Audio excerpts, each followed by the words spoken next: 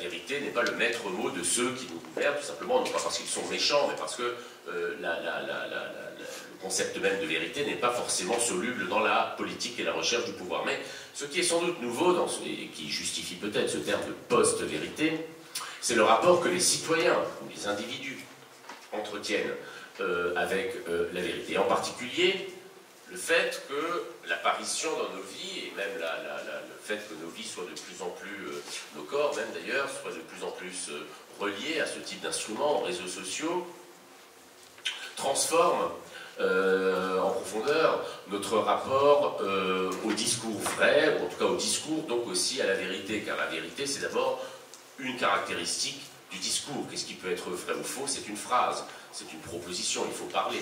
Nous n'avons de rapport à la vérité ou au mensonge, à la vérité ou à l'erreur, que parce que nous sommes d'abord des êtres parlants. Et il se trouve que nous n'avons probablement jamais été aussi parlants, et plutôt écrivant d'ailleurs, mais énonçant que depuis qu'existent les réseaux sociaux. Et en particulier que chacun d'entre nous, avec des degrés plus ou moins grands, je dirais, d'addiction à ce type d'objet, plutôt de technique, eh bien, a tendance, au fond, et c'est une des promesses de la démocratie, je dirais jusque-là, c'est parfaitement légitime, à vouloir devenir, au sens littéral, je dirais, auteur. Auteur de sa vie, mais aussi auteur, je dirais, de sa vérité, en un sens. C'est-à-dire que nous sommes dans des sociétés qu'on appelle à juste titre des sociétés de l'information. Les sociétés de l'information, ça ne veut pas simplement dire que nous sommes entourés de chaînes médias, de chaînes d'information continue. Ça veut dire que aujourd'hui, le réel est devenu de plus en plus un ensemble de messages. Nous recevons tous les jours et nous produisons une quantité presque inassimilable d'informations. Puisque le rôle de la presse traditionnelle s'est affaibli, c'est-à-dire le rôle de classer, de hiérarchiser l'information, via les réseaux sociaux, nous sommes en quelque sorte assaillis de phrases, de mots, d'informations. Alors, information ici ne doit pas être pris au sens, forcément, justement, d'où le rapport compliqué à la vérité, d'informations vraies. Mais d'informations, c'est-à-dire qu'on ne cesse, peut-être, on vit de moins en moins les choses, mais on les dit de plus en plus, on les exprime de plus en plus. Ça vaut aussi des médias traditionnels où vous avez peut-être été sensible, moi je le suis depuis quelques années, au triomphe de ce qu'on pourrait appeler l'éditorialisation, le commentaire en permanence. Tout fait l'objet d'un commentaire. Un commentaire infini.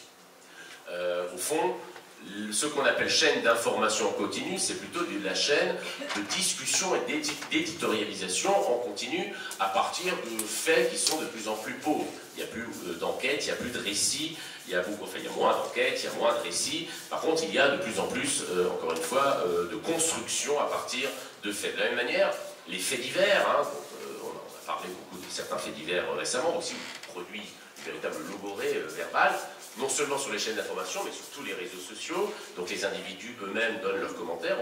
La première chose qu'il faut savoir sur un fait divers, c'est que ce n'est pas un fait. Un fait divers, c'est précisément quelque chose qui, à partir d'une base réelle sur laquelle personne ne sait grand-chose, produit du discours, de plus en plus de discours, jusqu'à un point où l'imaginaire devient, ou se substitue au réel. Alors qu'est-ce qui complique du coup notre rapport ici à la vérité, et par conséquent peut-être aussi à la démocratie, alors qu'au départ c'est une promesse démocratique, nous sommes tous potentiellement via Twitter, Instagram et autres, devenus des auteurs, des journalistes, nous avons tous non seulement un avis sur ce qui se passe, un avis aussi sur sur ce qu'on nous dit de ce qui nous passe, de ce qui se passe, pardon, c'est-à-dire l'idée que finalement on ne nous dit pas la vérité est cachée, bon, très bien.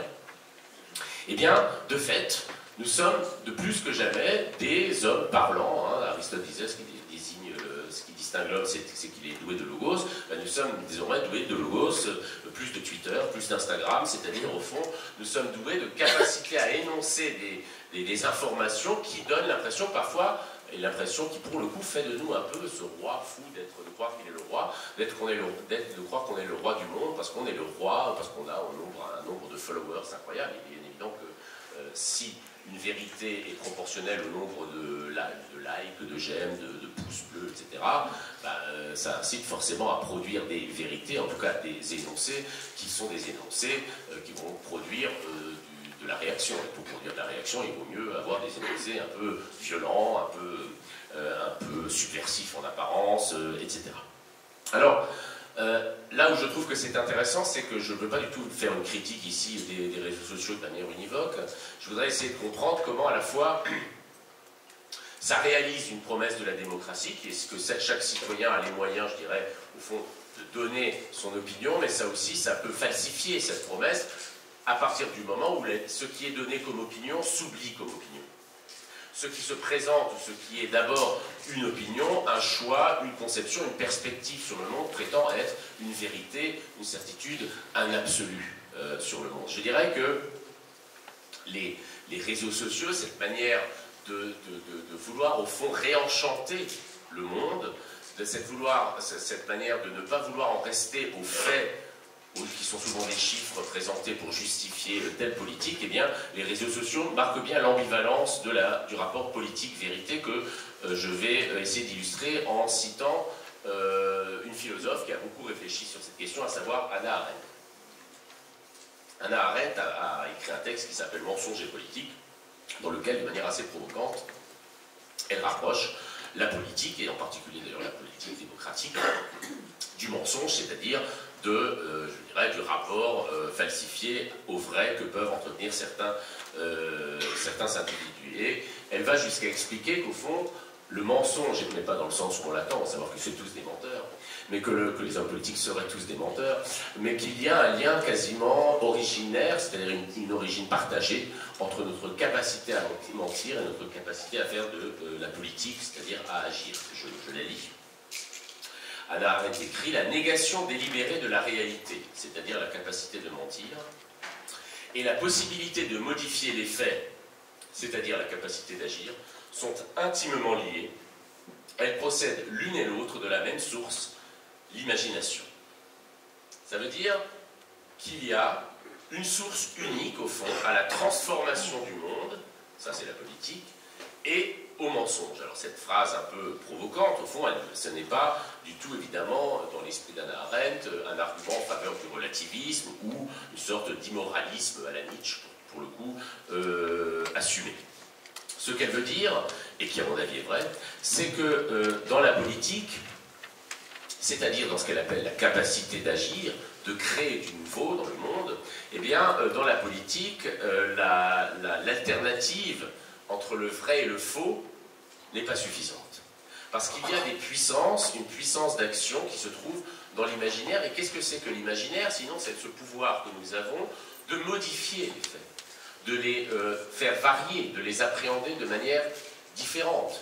Autrement dit, de bien voir que les faits, ce qui nous est présenté, encore une fois, je reviens toujours à cette phrase, votre PIB et le nôtre, les faits sont des faits qui sont toujours établis, si je puis dire. Ils sont établis par le pouvoir, par les dirigeants, et nous pouvons, par imagination, les désétablir. C'est-à-dire, par exemple, décider que pour évaluer la grandeur d'une richesse, nous allons cesser d'adopter comme critères les critères du PIB. Par temps de crise écologique, il serait peut-être bon de penser d'autres critères d'évaluation de ce que c'est que la prospérité, que la richesse, que simplement la production industrielle. Par exemple, le bien-être, par exemple, le temps libre. Autrement dit, ce qui nous est présenté comme un fait, la capacité politique, que Hannah Arendt appelle ici l'imagination, va être non pas niée comme vrai, évidemment, mais relativisée. On va lui substituer non pas d'autres faits, mais d'autres récits. D'ailleurs, de toute façon, Hannah Arendt le note aussi, il y a, je la cite, une nature non politique et virtuellement antipolitique de la vérité. Il y a une tendance anti-politique de la vérité. Ça voudrait dire que quelqu'un qui viendrait sur scène, je suis un peu en train de le faire, mais qui viendrait sur scène et qui pérorerait depuis la vérité pour susciter l'adhésion politique, ce que je ne fais pas pour le coup des individus, serait quand même aujourd'hui quelqu'un de suspect. La vérité, on peut penser, c'est la thèse d'Arendt, qu'en fait, elle est détenue à plusieurs, que la vérité est élaborée à plusieurs, que les faits ne sont pas aussi têtus que le disait Lénine. Lénine disait « les faits sont têtus ». Et il ne pouvait le dire que parce qu'il considérait qu'il avait, lui, une théorie de la science, de ce qu'était l'histoire, le matérialisme historique marxiste, et que donc, au fond, les faits s'imposeraient nécessairement. Les faits ici étaient les faits révolutionnaires. Les faits sont de moins en moins têtus aujourd'hui, du fait même qu'ils font l'objet d'une mise en discussion, d'une mise en confrontation par tous les moyens techniques dont nous disposons. Alors, ça c'est pour ce qui, dans nos doutes sur la vérité avec un grand V, celle qui peut-être nous fait mourir, comme dirait Nietzsche, celle dont l'art nous permet de ne pas mourir, ces doutes-là ont quelque chose de consubstantiel à la démocratie. Là où il y a un retournement potentiellement antidémocratique ou anti-politique, c'est, je répète, lorsque ce doute sur la vérité devient une certitude sur l'inexistence de la vérité. Sur d'ailleurs, de manière parfaitement paradoxale, c'est un paradoxe qui était bien connu déjà chez les Grecs anciens, à savoir un Crétois qui arrive, qui est un habitant de la Crète, et qui dit, qui prononce la phrase suivante, tous les Crétois sont des menteurs. Si un Crétois, un habitant de Crète arrive et explique que tous les Crétois sont des menteurs, évidemment, on est pris dans des abîmes de discussion, puisque si les Crétois ils mentent, donc dit-il la vérité en affirmant qu'il ne la dit pas, cela pose un certain nombre de problèmes. Ce que je veux dire par là, c'est que si l'on doit être relativiste, soyons-le de manière cohérente, c'est-à-dire n'affirmons pas sur un mode dogmatique que rien n'est vrai. Parce que quelqu'un qui, évidemment, je répète, affirme que rien n'est vrai, la question peut lui être opposée, mais la phrase sur laquelle rien n'est vrai est vraie. Ceux qui contredirait donc sont contenus. C'est ce qu'on appelle, les philosophes appellent ça, ou les logiciens, d'ailleurs, le paradoxe de Munchausen. Munchausen était un baron qui se noyait, enfin, paraît-il, qui s'est noyé, mais qui essayait de se sortir la tête de l'eau en se tirant par les cheveux. Donc c'est une contradiction entre ce que l'on dit et entre ce que l'on fait et le but pour lequel on le fait. Autrement dit, lorsque la haine de la vérité, le doute sur la vérité, et j'ai essayé d'expliquer pourquoi nous avions quelques raisons de ne pas simplement prendre des faits pour des arguments, lorsque ce doute sur la vérité, lorsque la fragilité de la vérité fait que nous en déduisons une sorte de haine de la vérité, un refus absolu de la vérité, en fait nous nous contredisons avant même de savoir si c'est moral ou pas. Notre rapport à la vérité, et je vais m'acheminer, je ne sais pas, il faut me faire des signes lentement vers la 5 minutes, je vais m'acheminer vers la conclusion alors. Notre rapport à la vérité, en démocratie particulièrement, n'est pas un rapport neutre. Le citoyen n'est pas, même s'il est scientifique, je dirais, de profession, dès lors qu'il devient citoyen, il n'a plus un rapport objectif à la vérité. Dans les fameuses phrases, toutes les vérités ne sont pas bonnes à dire, toutes les vérités ne sont pas bonnes à entendre, cela vient simplement de ce que, cela vient de ce que la vérité nous affecte. La vérité n'est pas seulement soluble dans des équations mathématiques ou dans des démonstrations d'ordre physique. Nous sommes investis d'affect vis-à-vis de la vérité. Ce qui fait que parfois on peut être passionnément attaché à une vérité. Par exemple, j'en ai parlé un peu, les complotistes les plus radicaux, au fond, ils tiennent à leur vérité. La vérité, c'est que tout le monde nous ment. Bon, ils y tiennent parce que, je crois, si on en fait un peu la généalogie, parce qu'ils sont déçus par le prosaïsme du monde.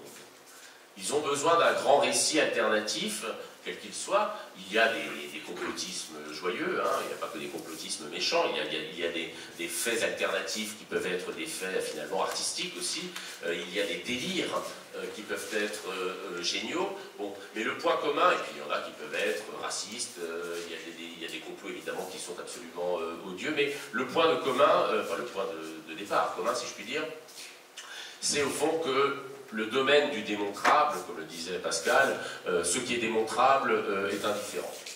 C'est-à-dire les vérités scientifiques démontrées sont les vérités qui nous touchent le moins, celles qui touchent le moins au cœur, c'est-à-dire qui ont le moins d'impact sur nos propres vies, sur notre propre psychisme. En revanche, il est des vérités, les vérités qui touchent à l'existence de Dieu, les vérités qui touchent à la nature de la justice, les vérités qui touchent, et qui sont donc pour une partie des vérités de type politique. Ces vérités-là, on y tient parfois de manière plus passionnelle qu'à un amour.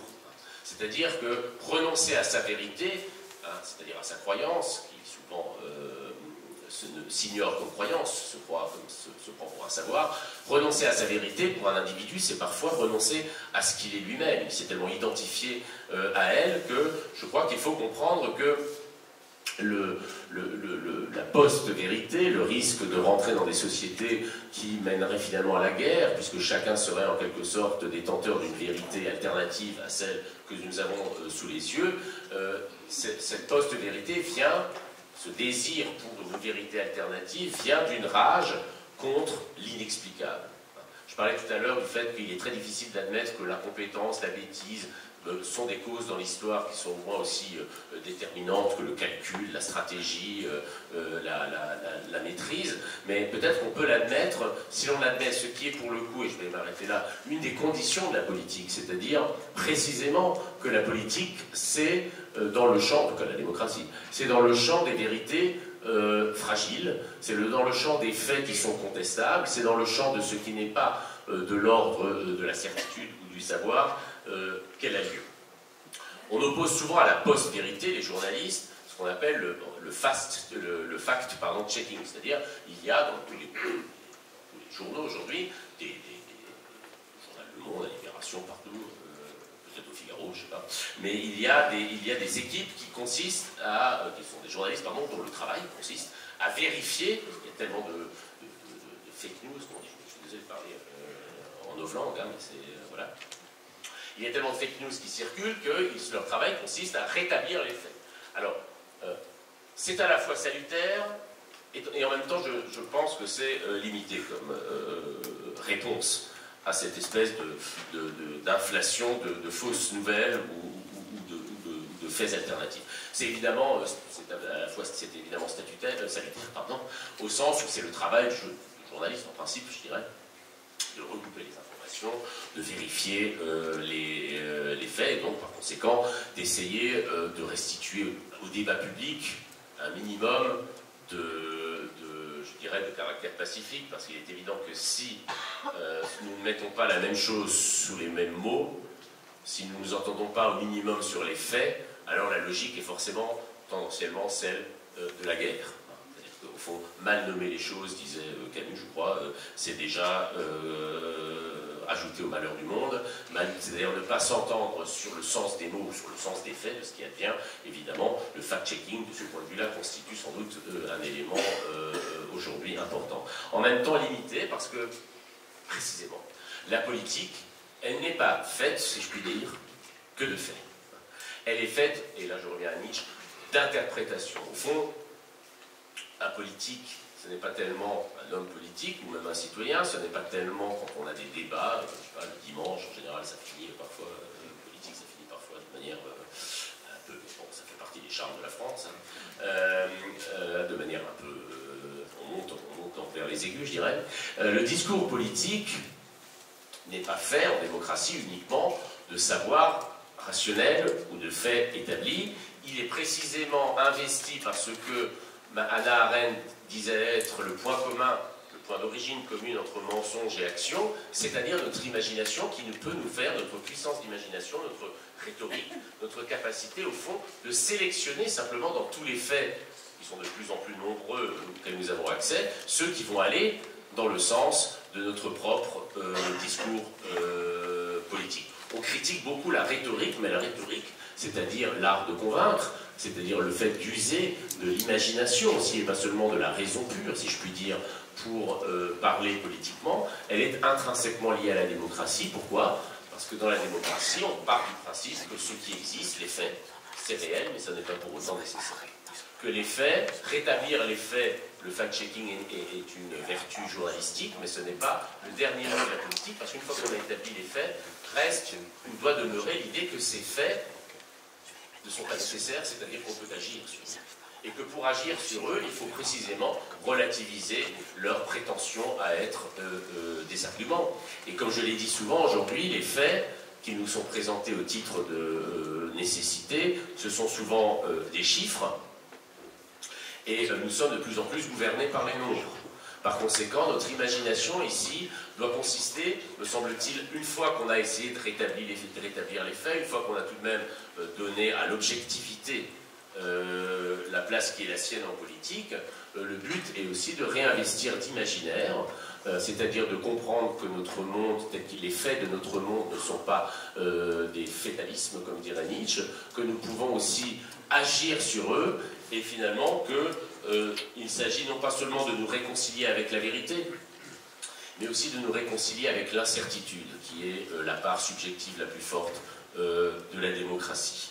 L'affirmation péremptoire de la certitude de celui qui connaît les faits mieux que les autres est potentiellement antidémocratique. C'est à la fragilité de la vérité ou avec elle qu'il s'agit de nous réconcilier, avec l'indétermination démocratique. Et au fond, nous avons besoin peut-être aujourd'hui de doute autant que d'expertise, d'incertitude autant que de savoir, de confrontation autant que de vérité objective. Voilà, je vous remercie.